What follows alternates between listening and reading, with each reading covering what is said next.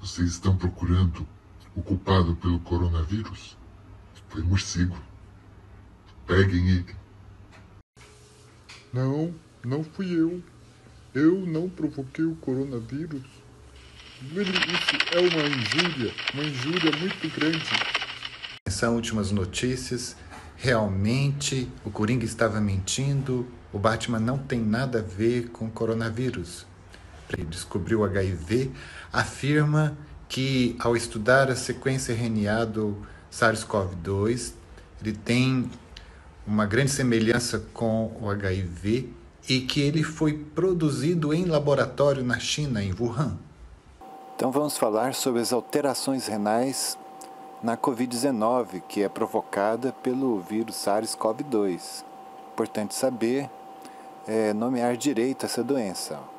O vírus é o SARS-CoV-2. Antes existiu o SARS-CoV em 2003. Agora nós temos o SARS-CoV-2. E a doença é a Covid-19.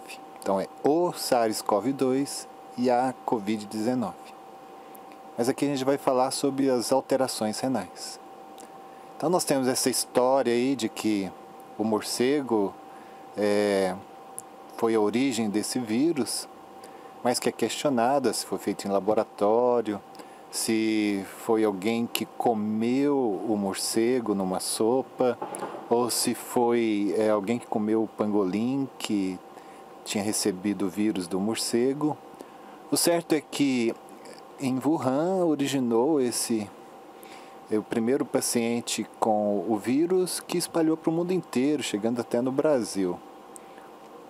Então veio lá da Ásia e aqui na nossa região, na América do Sul, é um dos últimos lugares que está chegando o vírus. Então a gente está atrasado em relação aos outros lugares e o pico do vírus aqui está atrasado também. Por isso que não dá para ninguém ficar tranquilo, porque a doença pode chegar aqui com uma força enorme, matando tanto quanto está matando lá nos Estados Unidos. Então é importante para todos os alunos se aprofundarem no estudo, já que todo mundo quer ser voluntário para ajudar, para ajudar no socorro aos pacientes com SARS-CoV-2, e que parece que os mais jovens são poucos que evoluem com doença grave. Então vamos dar uma olhada aqui quais são as alterações renais provocadas por esse vírus. Principalmente porque quando o paciente tem alterações renais, indica que é uma doença grave. Vamos discutir então a origem do SARS-CoV-2, como é que ele entra na célula, as complicações renais, as repercussões disso na mortalidade e um problema sério que são os pacientes de hemodiálise e que correm um risco grande de ter essa doença e eles evoluem pior. Então, veio do morcego? A gente não tem certeza. Um grande problema que nós estamos tendo é que muitas das notícias, até notícias científicas, chegam para nós através de jornais comuns, através da televisão, através das revistas, e muita informação não é revisada. Mesmo os artigos publicados online não foram submetidos, muitos deles não foram submetidos à revisão.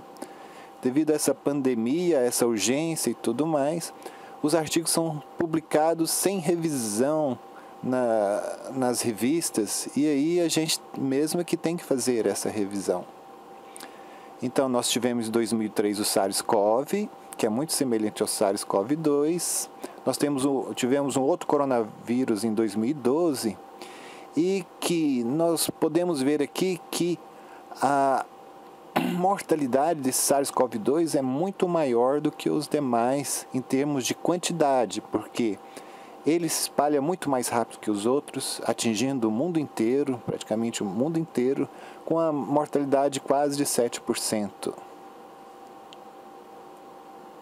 Essa mortalidade pode não ser tão grande, porque nós necessitaríamos de testes disponíveis no mundo inteiro.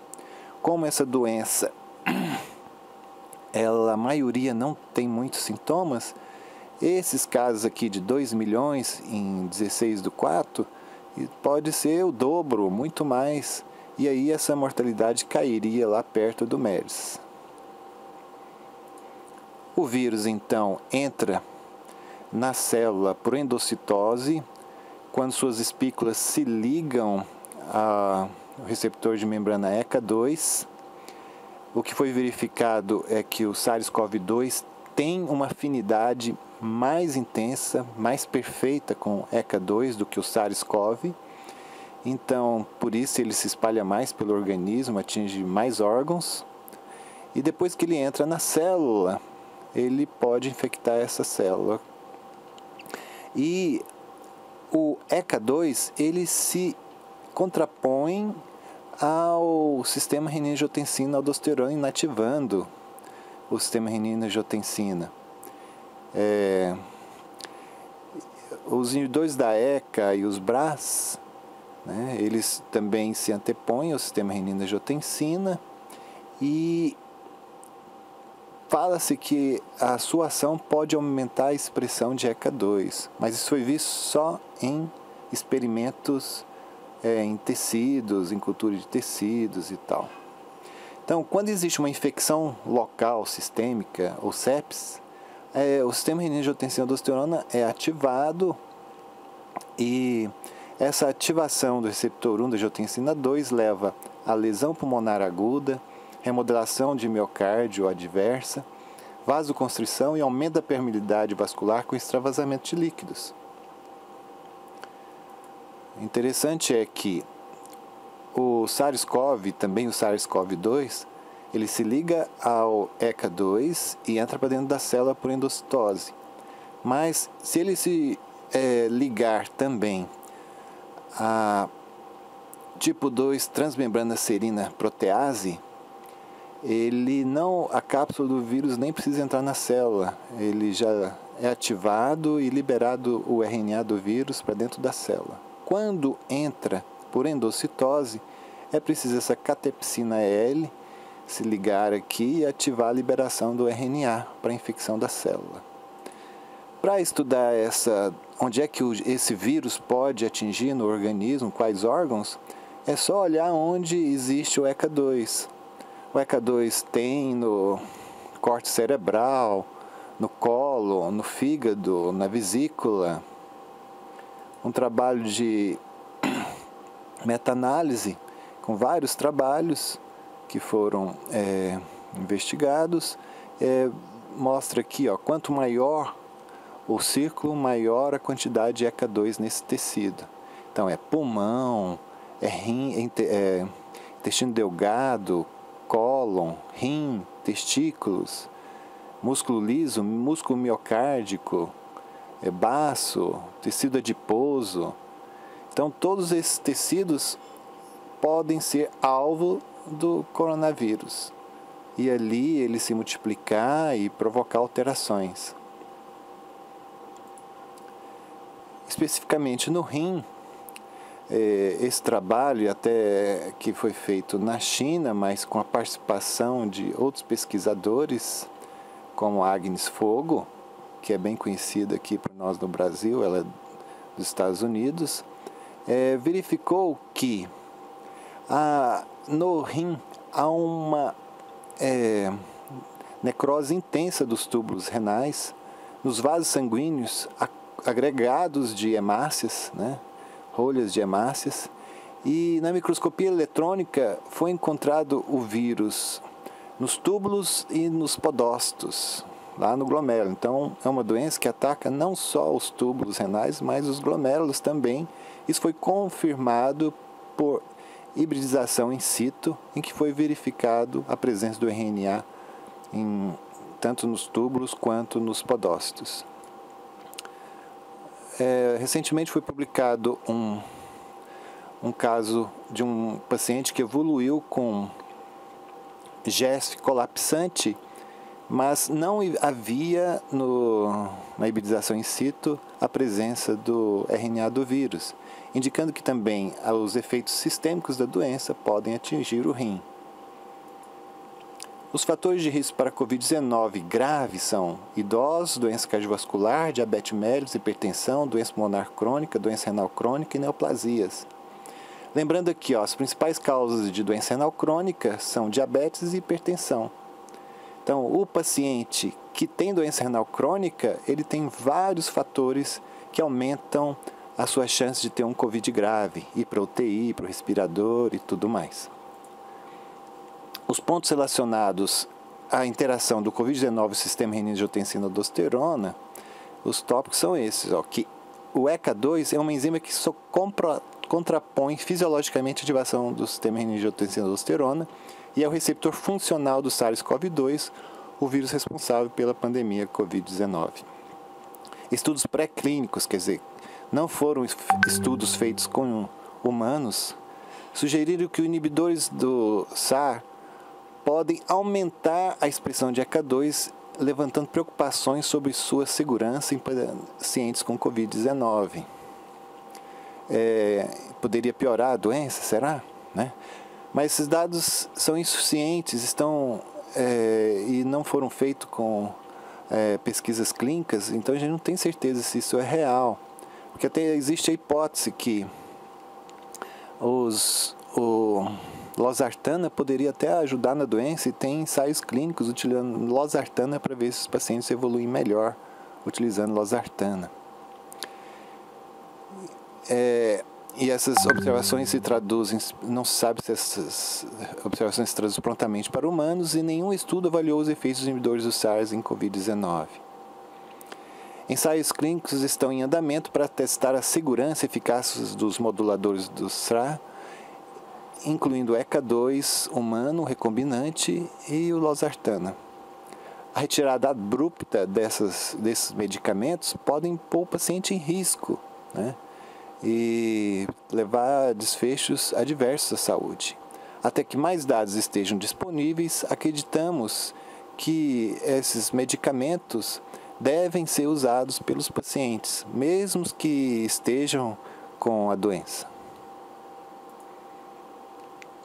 Existe um trabalho lá de Wuhan também, e que não conseguiu observar piora da função renal nos pacientes que estavam com Covid-19. Tanto os que não tinham doença renal crônica antes, quanto os que tinham doença renal crônica. Isso não foi observado, não deu diferença estatística. Mas depois, trabalhos com um N maior mostraram que os pacientes que tinham creatinina basal elevada no início evoluíam mais com lesão renal aguda ou injúria renal aguda. Aqui nós temos então os pacientes com creatinina basal normal e os com creatinina basal elevada. Veja que foi de 4% a presença de injúria renal aguda nesse grupo contra 11,9%. Real então que o paciente com creatinina basal elevada evolui pior.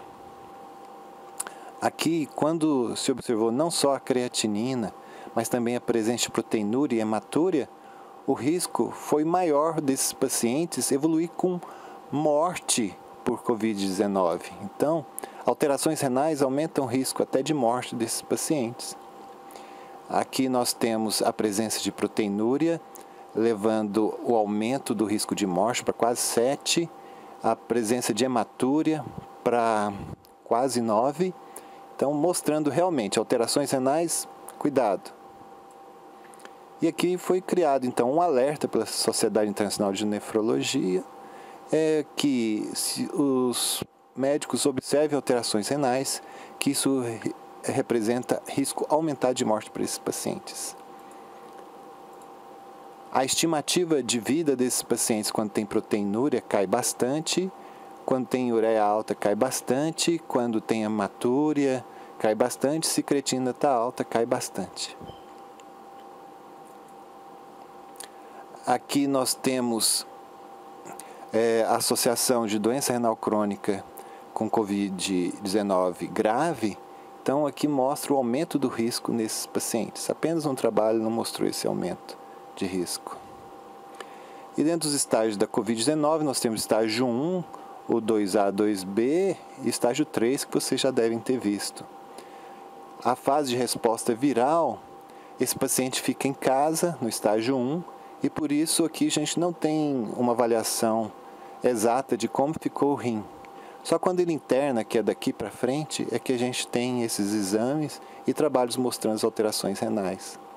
Talvez alguns pacientes, como foi demonstrado que pacientes assintomáticos eliminando vírus na urina, quer dizer, a urina pode ser uma fonte de contaminação, às vezes esses pacientes, se fizessem exame, poderia se encontrar proteinúria e hematura por lesão direta pelo vírus.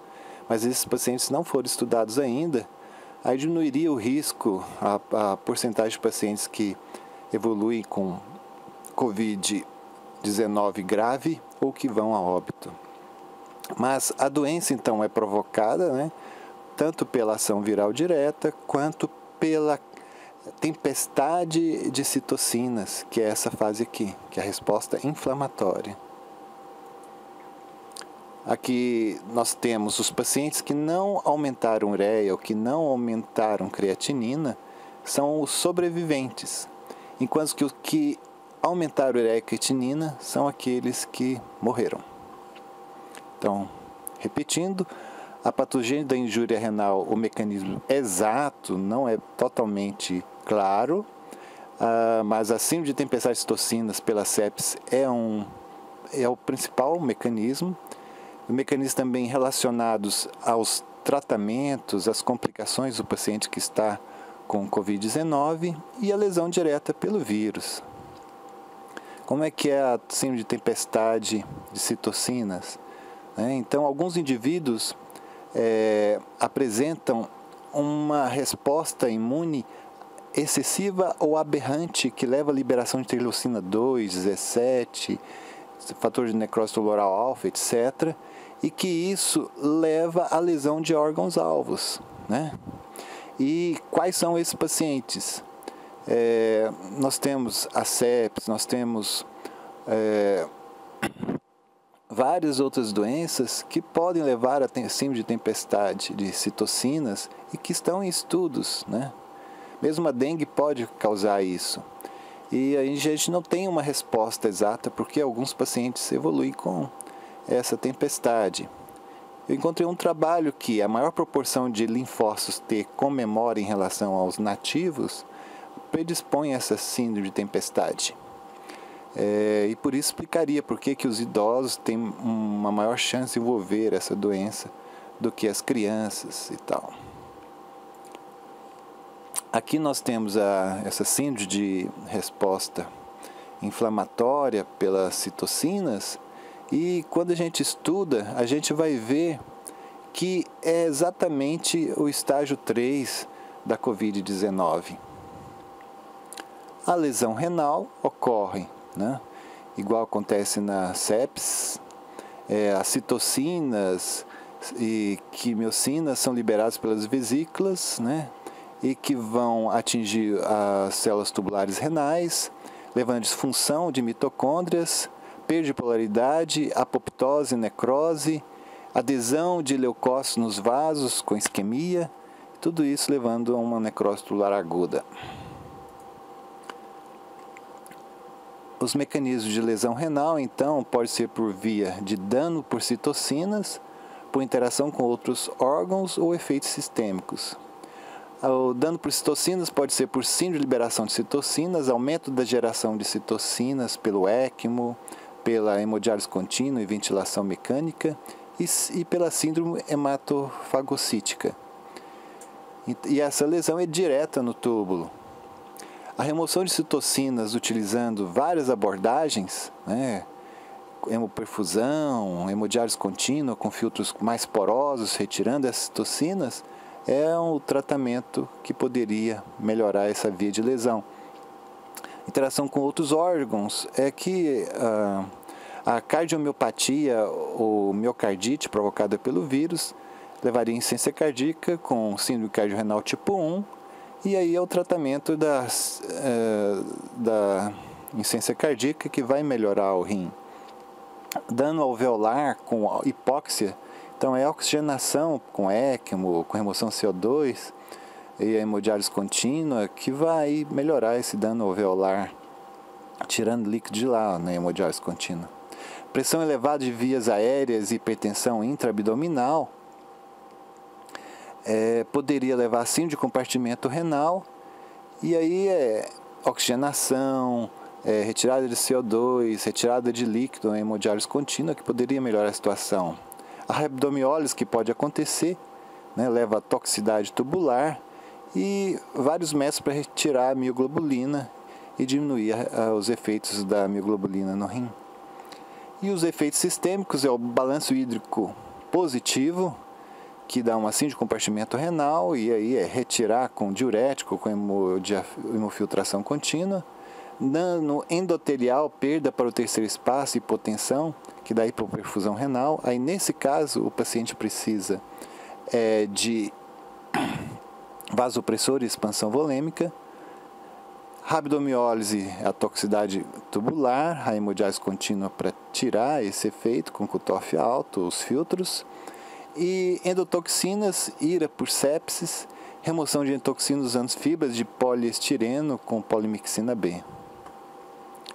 Então, lembrando que esses pacientes que estão em hemodiálise são vítimas da Covid-19, altamente potenciais para serem vítimas da Covid-19, e todas as medidas devem ser empregadas para diminuir o contágio lá na hemodiálise. Porque esses pacientes não tem jeito de ficar em casa, tem que ir no mínimo 3 vezes por semana para a clínica, onde se reúne com várias pessoas e podem se contaminar. As condutas são bem estabelecidas protocolarmente para que eles não tenham contágio e não espalhem essa doença. Em resumo, o rim parece ser afetado diretamente pelo SARS-CoV-2. Os pacientes com doença renal crônica apresentam maior risco da doença grave pelo coronavírus. As causas de injúria renal aguda estão relacionadas principalmente ao comprometimento sistêmico pela Covid-19. Pacientes com elevação de ureia, creatinina, hematúria, proteinúria apresentam maior chance de apresentar Covid-19 grave. Os pacientes com comprometimento renal apresentam alta mortalidade. O tratamento ideal de substituição da função renal não está disponível para a maioria dos pacientes, que é hemodiálise contínua, filtros com resinas e também com cutoff alto. E cuidados esses são necessários com a população hemodiálise na prevenção do Covid-19. Agradeço pela oportunidade de falar de um tema tão importante e que vocês podem estudar. Existem vários artigos. Mais uma vez eu falo que esses artigos não foram submetidos à revisão, e vocês tratem de ter o crivo aí para saber o que é verdade e o que não é verdade.